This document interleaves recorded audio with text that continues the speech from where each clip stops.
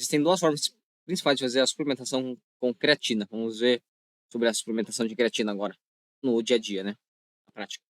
A fase de saturação, o método Pedro, o método Pedro que deixei aqui, ó, porque ele falou disso, né? O Pedro falou sobre essa questão no e-book dele e também no vídeo dele. Enfim, na verdade não é o método Pedro, é o que a ciência diz, né? É o método mais tradicional e antigo, criado para encher rapidamente os estoques de creatina dentro dos músculos. Durante 5 ou 7 dias, uma semana mais ou menos, toma-se 0,3 gramas de creatina por quilo, né? Dividido entre 5 doses. Se alguém pesa 70, seriam cerca de 21 gramas de creatina por dia. É coisa pra caramba, né?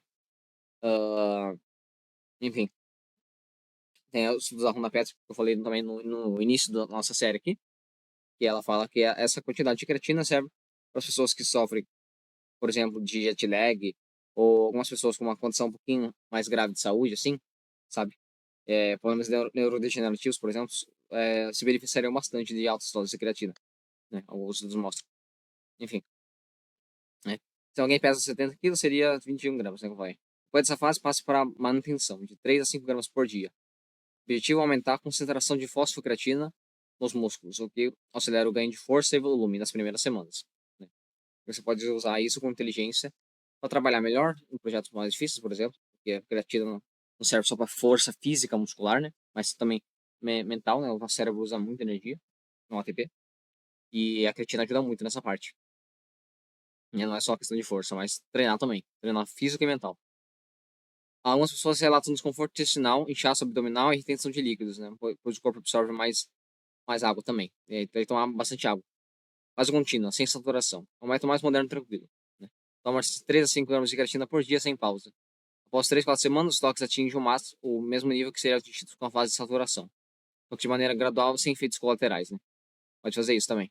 Vantagem mais simples, menos incômoda e igualmente eficiente após um mês.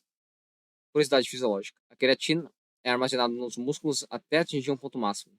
Quando os depósitos estão cheios, o excesso é simplesmente eliminado na urina, né? Então, a gente falou da creatinina. Por isso, tomar mais do que 5 gramas por dia após essa fase não traz benefício adicional, né? O corpo não tem onde guardar, dependendo da pessoa. Né?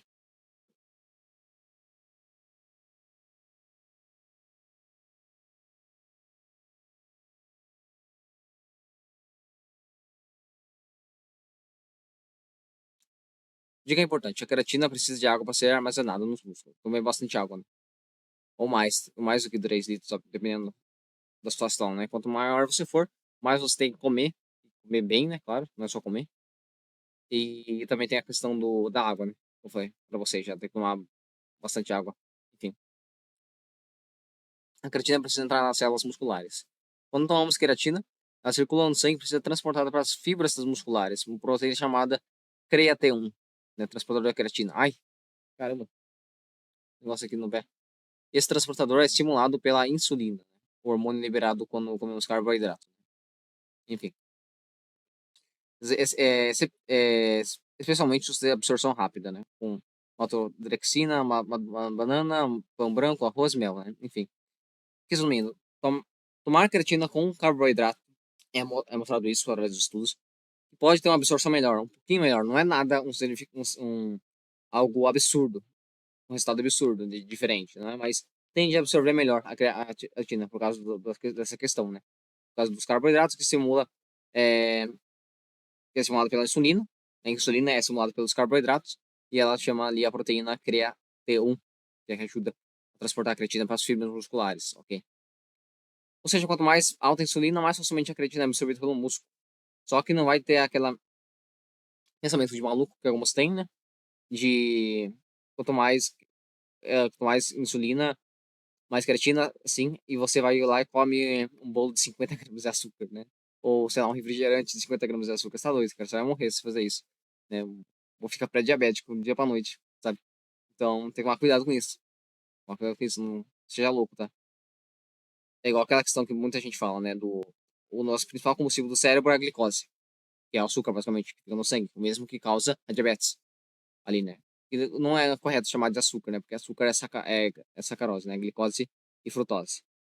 E a glicose é só um componente, né? Um componente químico isolado, sabe?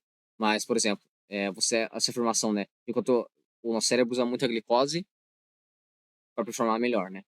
Então, ele precisa bastante de glicose, né? Só que daí você pensa, pela lógica, assim seria assim.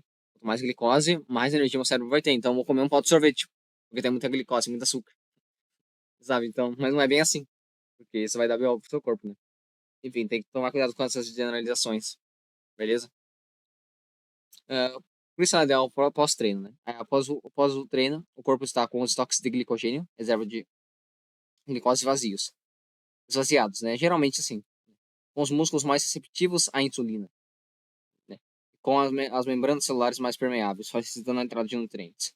O estado como creatina, carboidratos mais proteína, como whey protein, praticamente o pacote perfeito para recuperação muscular, né? Falei quase igual cebolinha, recuperação.